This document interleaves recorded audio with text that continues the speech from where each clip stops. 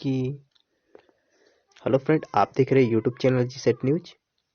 दोस्तों, आपने ये तो सुना ही होगा कि उत्तराखंड के चमोली जिले में ग्लेशियर के फटने से भारी मात्रा में तबाही मची हुई है। तो आइए जानते हैं ग्लेशियर क्या होता है, ग्लेशियर कैसे फटता है और ग्लेशियर फटने के कारण क्या क्या है। सबसे पहली बात ये कि सब ग्लेशियर कैसे बनता है। तो कई सालों तक भारी मात्रा में बर्फ जमा होने और उसकी एक जगह एकत्र होने से ग्लेशियर का निर्माण होता है। 99% ग्लेशियर आइस शीट के रूप में होते हैं, जिसे महाद्वीपीय ग्लेशियर भी कहा जाता है। अधिकांश ध्रुवीय क्षेत्र या बहुत ऊंचाई वाले पहाड़ी क्षेत्रों में होता है। हिमालयी क्षेत्रों में भी ऐसे ही ग्लेशियर पाए जाते हैं। इस सैटेलाइट मैप में आप बहुत सारे ग्लेशियर देख रहे हैं, जिसमें नंदा देवी पर्वत पर मौजूद ग्लेशियर भी है।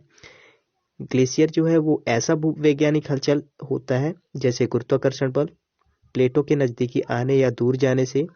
कई बार ग्लोबल वार्मिंग की वजह से भी ग्लेशियर की बर्फ जो होते हैं वो पिघलकर बड़े बड़े टुकड़ों में रूप में टूटने लगते हैं। यह प्रक्रिया ग्लेशियर का टूटना या फटना कहलाता है। इसे ग्लेशियर आउटवर्ड कहते हैं।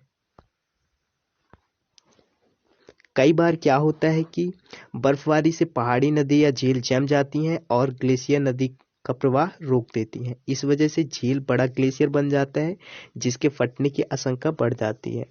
वॉडी इंस्टीट्यूट ऑफ हिमालयन जियोलॉजिकल ने हिमालयी क्षेत्रों में ऐसी कई सारी झीलों का पता लगाया है जहां ग्लेशियर फटने का खतरा मंडरा रहा है।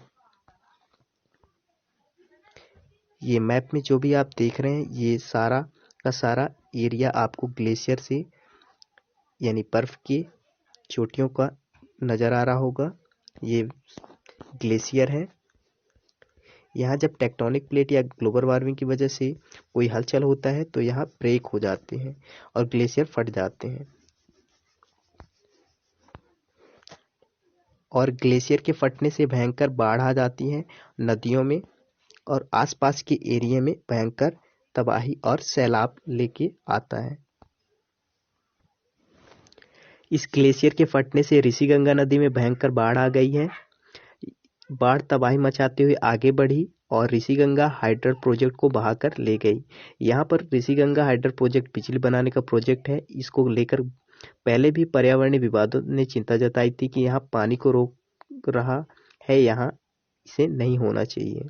बाढ़ आगे बढ़ी और उसने कई पुल को तोड़ दिया। ऋषिगंगा नदी आगे धौला गंगा नदी में मिल जाती है। धौला गंगा नदी भी तबाही आगे बढ़ते हुए तपोवन पहुंची। यहाँ पर एक एनटीपीसी है, तपोवन हाइड्रो प्रोजेक्ट को तबाह कर देती है।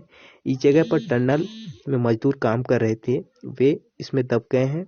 तपोवन में आगे धौलागिरी अलकनंदा नदी में मिल जाती है। इसी दौरान उत्तराखंड सरकार ने श्रीनगर